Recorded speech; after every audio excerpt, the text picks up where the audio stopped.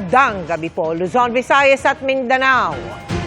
Kasunod sa Northern Luzon at sa Visayas, Mindanao naman ang nilindol ngayong araw, magnitude 7.4 ang pagyanig na naitala sa dagat sa timog silangan ng Manay, Davao Oriental. Hindi na bababa sa 6 ang nasawi sa ngayon, maraming bahay at infrastruktura rin ang gumuho sa pagyanig kaninang umaga. At sa pinakahuling datos ng PHIVOLCS, halos 300 aftershocks na ang naitatala sa Mindanao at Visayas. Mula sa Davao City, nakatutok live si Sara Hilomen Velasco ng GMA Regional TV. Sara. Mel, Emil, Vicky, nagulantang ang mga residente dito sa Davao City matapos maramdaman ang magnitude 7.4 na lindol na tumama sa Manay, Davao Oriental kaninang umaga. Ilang estudyante sa lungsod ang nasugatan matapos mahulugan ng debris.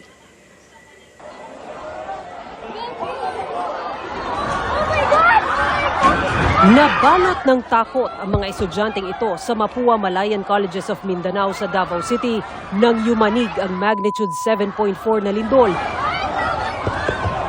Mag-aalas 10 ng umaga kanina.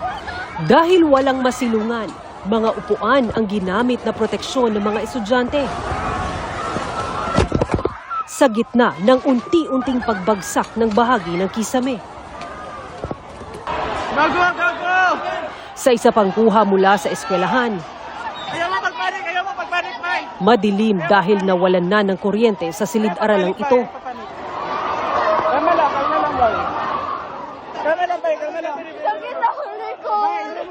Nagkalat na rin ang mga debris sa sahig habang papalabas ang mga naghihiyawang estudyante.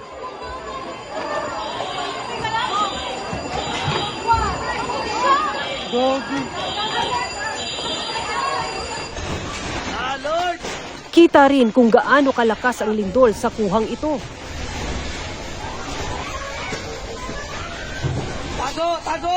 Kung saan nagbagsakan ang kisame pati mga ilaw. Hindi rin magkumahog sa pagtatago sa ilalim ng mga mesa ang mga trabahador. Lord, tama na Lord! Lord! Tama na Lord! Balot din ng takot habang lumabas sa madilim na fire exit. Namis third floor, pinakataas, ganina. Sa labas ng mall, Grabe. humahagulgol sa takot ang kanilang mga kasamahang balot ng dumi ang uniforme. Sa San Pedro College, nagkaroon ng chemical spill sa ika-6 na palapag ng gusali. Agad naman itong nirespondihan ng Bureau of Fire Protection. Naitala ang epicenter ng lindol, 44 na kilometro timog silangan ng bayan ng Manay sa Davao Oriental. Ang lakas niyan, ramdam ng mga residente sa harap ng tindahang ito sa Barangay Rizal. Halos iwagayway na ng lakas ng pagyanig ang gate at mga paninda.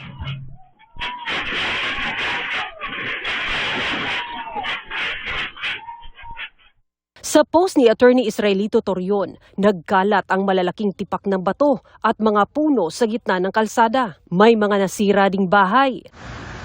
Ganyan din ang sitwasyon sa bayan ng Lupon. Nagtumbahan sa lakas ng lindol ang mga oxygen tank. Nag-ugaan din ang mga gamit sa loob ng bahay. Kita rin ang naging pinsala ng pagyanig sa bahay na ito sa bayan ng Baganga. Pati na sa ilan pang mga bayan sa Davao Oriental na binisita ng BFP. May napinsalang tulay, nasirang mga bahay at napinsalang gusali. May ilang individual ding kinailangang i-rescue. May ilang pasyente rin ng Davao Oriental Provincial Medical Center ang inilikas muna sa labas ng gusali. Gayon din sa Southern Philippines Medical Center sa Davao City. Sa bayan ng Nabunturan, napayuko at napakapit na lang sa isa't isa ang mga residenteng ito.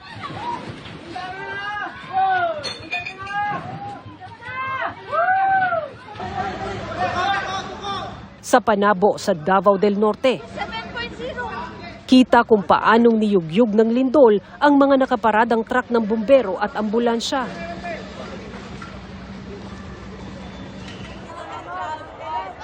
Sa General Santos City, naglabasa ng mga estudyante ng paaralang ito.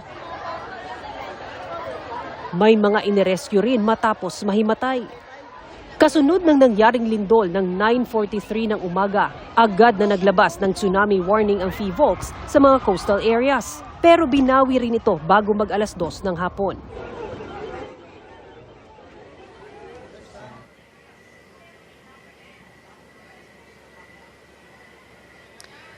Ayon sa Office of Civil Defense Region 11, nasa 6 na ang naitalang nasawi bunsod ng magnitude 7.4 na lindol sa Davao Oriental. Samantala, idinaas na ng Davao CDRRMO ang red alert status upang paghandaan ang mga posibleng aftershocks matapos ang malakas na lindol. Vicky? Ingat kayo. Maraming salamat sa iyo, Sarah Hilomen Velasco ng GMA Regional TV.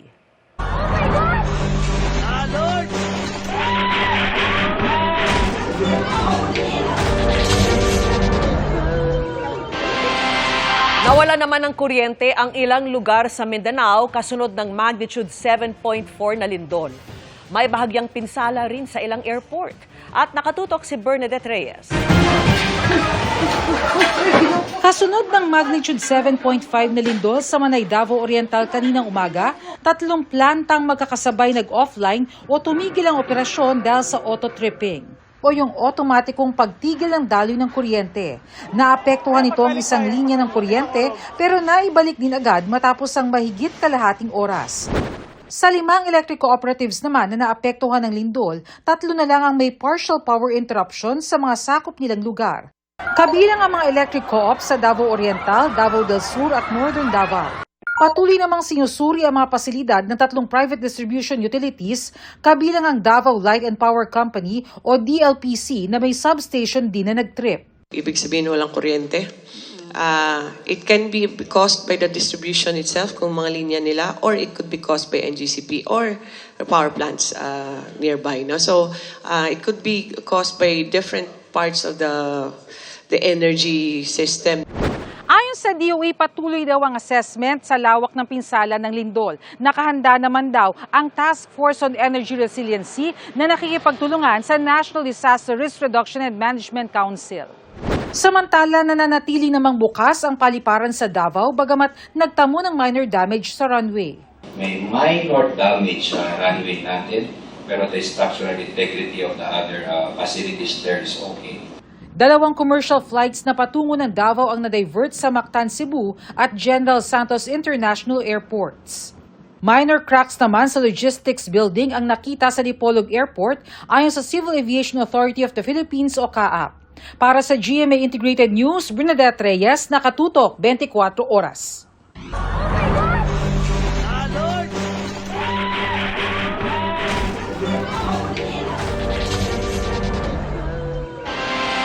Nilinaw ng PHIVOLCS na walang kaugnayan sa isa't isa ang magkakasunod na lindol sa Luzon, Visayas at Mindanao. Taliwas sa pangamba ng ilan nating kababayan. Ang paliwanag ng mga eksperto sa pagtutok ni JP Soriano. Ang magnitude 7.4 na lindol kanina sa Mindanao nangyari dahil sa paggalaw ng lupa sa Philippine Trench.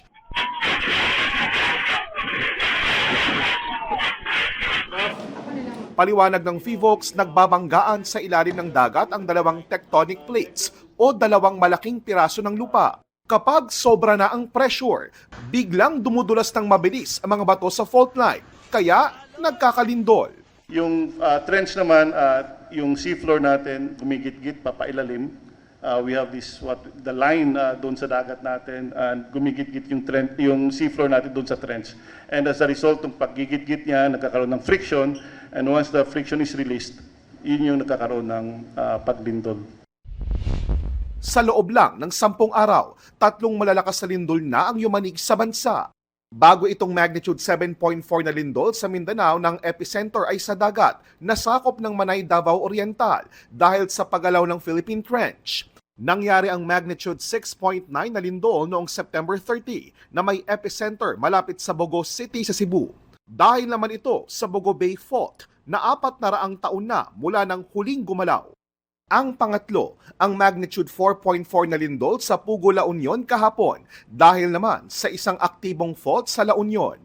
May mga nangangambang baka konektado ang mga lindol na ito, pero paglilinaw ng PHIVOLCS, wala itong kinalaman sa isa't isa. The Philippines is very much active tectonically, and we have more than 180 active fault segments, and we also have 6 trenches.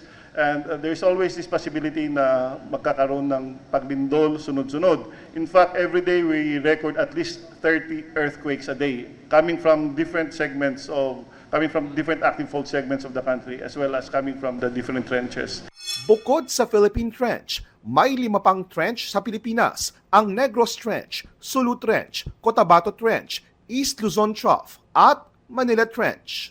Generally, mga trenches natin capable of generating great earthquakes. When we say great earthquakes, these are earthquakes greater than 8. And yung mga faults naman natin, yung magnitude na pwede niya i-generate would be based on its length. So the longer the fault, the higher the magnitude it would be able to generate. At muling giit ng PHIVOLCS hanggang ngayon wala pa rin paraan para ma-detect kung kailan parating ang isang lindol. Kaya wag daw ba siya maniniwala sa mga pinopost sa social media o mga nagpapadala ng text na merong parating na lindol. Ang pwede raw nating gawing lahat, laging maging handa at alerto hanggat maaari wag magpanik at sundin ang mga alituntuning itinakda kapag may lindol. Para sa GMA Integrated News, JP Soriano, nakatutok 24 oras.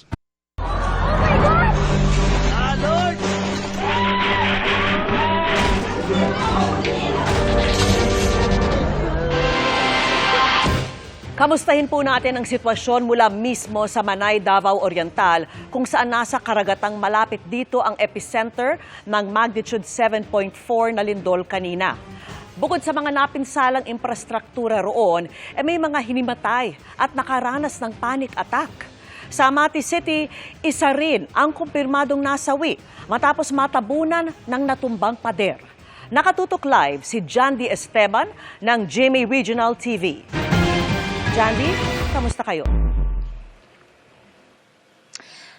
Yes, Vicky, sa ngayon nga nararamdaman pa rin natin yung mga aftershocks. Actually, 7:13 PM, minuto lang bago tayo umere, naramdaman natin yung malakas na pagyanig, yung aftershock dahil sa lakas nakakahilo. Dahil nga sa malakas na magnitude 7.4 na lindol, nagsuspende ng trabaho at klase ang sa lahat ng pampubliko at private sector ang provincial government ng Davao Oriental. Sa ngayon, isa ang kumpirmadong patay sa Davao Oriental. Namatay ang 57 anyos na babae sa Amati City, Davao Oriental matapos matabunan ng natumbang pader kasunod ng magnitude 7.4 na lindol. Ayon sa Amati City Information Office, habang lumilindol na, may kinuha pa raw ang biktima sa kanilang boarding house. Pero nang tumatakbo na siya papalayo, naabutan na siya ng pagbagsak ng perimeter wall ng compound ng isang electric cooperative. May ilan din ang isinugod sa Davao Oriental Provincial Center matapos hinimatay at nakaranas ng panic attack. Nasira ang bahaging ito ng St. Francis Xavier Parish sa Barangay Central Poblacion sa Manay, Davao Oriental na siyang epicenter ng pagyanig. Ang simbahan ay itinayo noong 1897 at kaka-renovate lang. Ang Municipal Hall naman ng Manay ay hindi pa magagamit dahil delikado pa dahil sa mga bitak.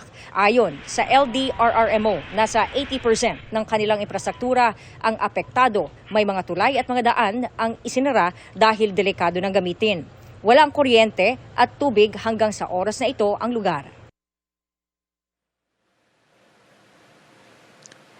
Vicky, nasa 17 barangay ang apektado dito sa Manay, Davao Oriental at nagpapatuloy pa rin yung hakbang upang malaman yung lawak ng pinsala ng lindol. Vicky. Ingat kayo at maraming salamat sa iyo, Jandy Esteban ng GMA Regional TV. At kapapasok lang po na balita, nagkaroon ng magnitude 6.9 na lindol kaninang 7:12 PM sa Davao Oriental. Ayon po sa PHIVOLCS, nasa 36 kilometers southeast ng Manay, Davao Oriental ang epicenter niyan. Naitala ang Intensity 4 na pagyanig sa Davao City at sa Bislig City, Surigao del Norte. Nagbabala ang PHIVOLCS sa posibleng tsunami. Maring umabot sa mahigit 1 metro ang taas ng alon. Pinapayuhan po ang mga nakatira sa coastal areas ng Surigao del Sur, Davao Oriental at Surigao del Norte na agad lumikas. Ika nga, walang anumang makapipigil sa 2 taong nagmamahalan. Pinatunayan yan ng mga magkasintahan sa Davao del Norte na hindi natinag ang pag-iisang dibdib sa kabila ng malakas na lindol. Nakatutok si Marisol Abduraman. Maagang sinubok ang sumpaang for better or for worse ng magkasintahan sa Talaingo, Davao del Norte. Patungo na sana sa altar ang groom para hintayin ang kanyang bride. Pero biglang yumanig ang magnitude 7.4 na lindol kaninang umaga.